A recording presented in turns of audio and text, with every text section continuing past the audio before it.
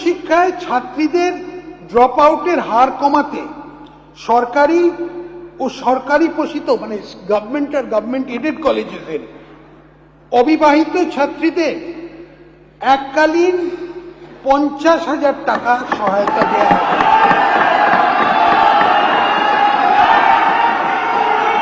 বিশেষ জোর দেওয়া হয়েছে এই বাজেটে।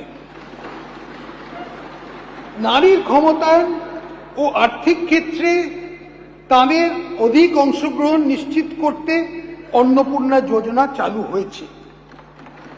এই স্কিমে পশ্চিমবঙ্গে বসবাসকারী 25 থেকে 60 বছর বয়সী যোগ্য মহিলাদের জন্য মাসে 3,000 করে আর্থিক সহায়তা দেয়া সুনিশ্চিত করা হচ্ছে। এই নির্দিষ্ট আর্থিক সহায়তা উপভোক্তার আধারযুক্ত ব্যাংক অ্যাকাউন্টে ক্রেডিট হবে। এই স্কিমের জন্য আমরা 36 কোটি টাকা বরাদ্দ রাখছি। সরি, 36,000 কোটি।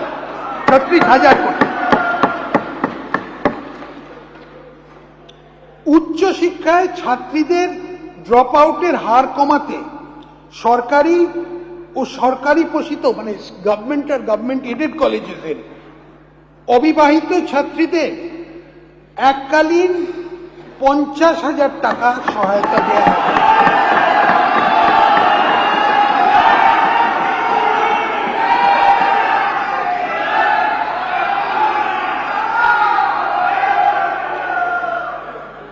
গর্ভবতী ও ল্যাকটেটিং মায়েদের সংবেদনশীল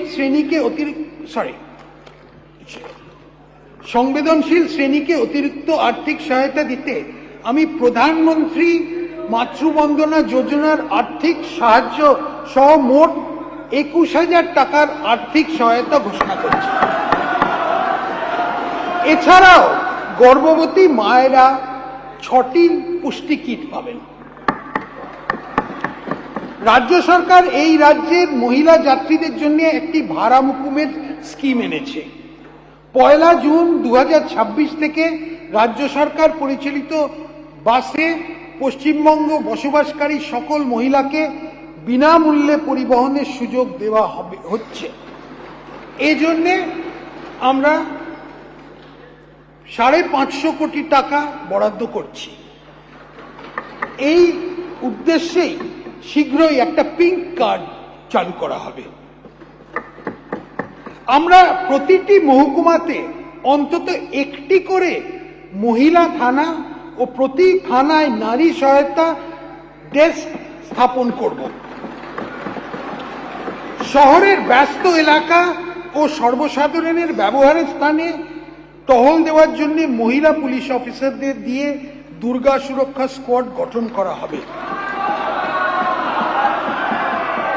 উপরম্বুর রাজ্য রিজার্ভ পুলিশ ফোর্সে মাতঙ্গিনী হাজরা ও রানী শিরোমণির নামে 2টি সম্পূর্ণ মহিলা ব্যাটালিয়ন স্থাপন করা হবে। অঙ্গনওয়াড়ি কর্মীদের এবং অঙ্গনওয়াড়ি সহায়িকাদের 6 বছরের নিচে শিশু, গর্ভবতী ও স্তন্যদায়ী মাদের পুষ্টির মাত্রা বাড়াতে প্রচুর অবদান রেখেছেন। আশা কর্মীরা প্রাথমিক স্তরে স্বাস্থ্য পরিষেবাকে মানুষের দরজায় পৌঁছে দিতে সাহায্য করেছেন। এই সকল কর্মচারীদের গুরুত্বপূর্ণ পরিষেবাকে স্বীকৃতি দিতে আমি তাদের মাসিক সম্মানিক 5,000 টাকা দেব।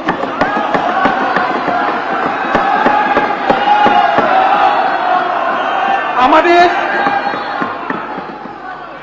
আদিবাসী সম্প্রদায়ের জন্য শিক্ষার সুযোগ বৃদ্ধি করতে আমাদের সরকার ঝাড়গ্রামে আনুমানিক 150 কোটি টাকা ব্যয়ে সমস্ত আধুনিক সুবিধাযুক্ত একটি আদিবাসী বিশ্ববিদ্যালয় ট্রাইবাল ইউনিভার্সিটি স্থাপন করার প্রস্তাব করছে। এই জন্যে এই আর্থিক বছরের জন্য আমরা 10 কোটি টাকা বরাদ্দ করছি।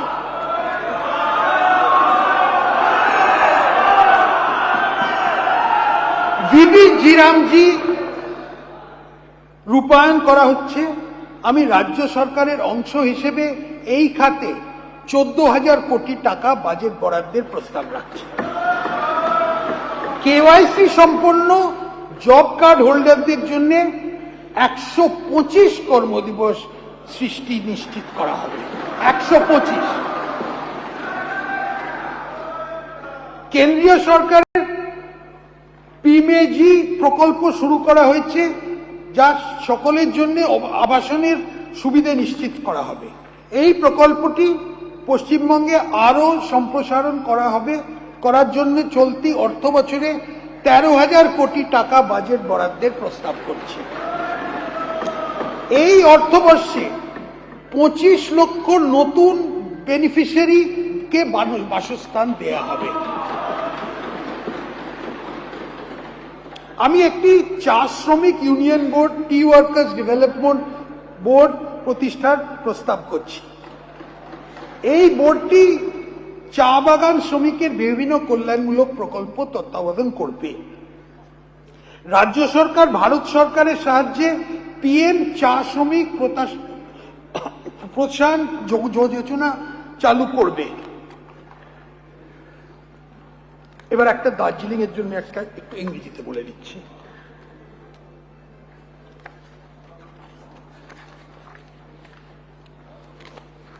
West Bengal tea tourism policy allows diversion of 30% tea estate land for commercial purpose. Concerns have been raised by tea garden workers and other marginalized groups living in tea garden areas against this policy on account of environmental issues. In order to maintain ecological balance and preserve cultural heritage in the tea garden areas, I propose to reduce the quantum of land that tea gardens can commercially utilize for tea tourism and other business to 15%.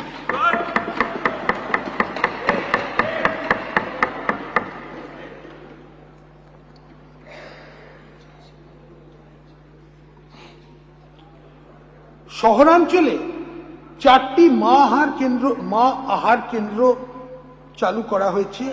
এগুলোতে ডিম, মাছ, সবজি দিয়ে তৈরি সুষম পুষ্টিকর খাবার প্রতি বেলায় জনপ্রতি 5 টাকায় দেয়া হচ্ছে।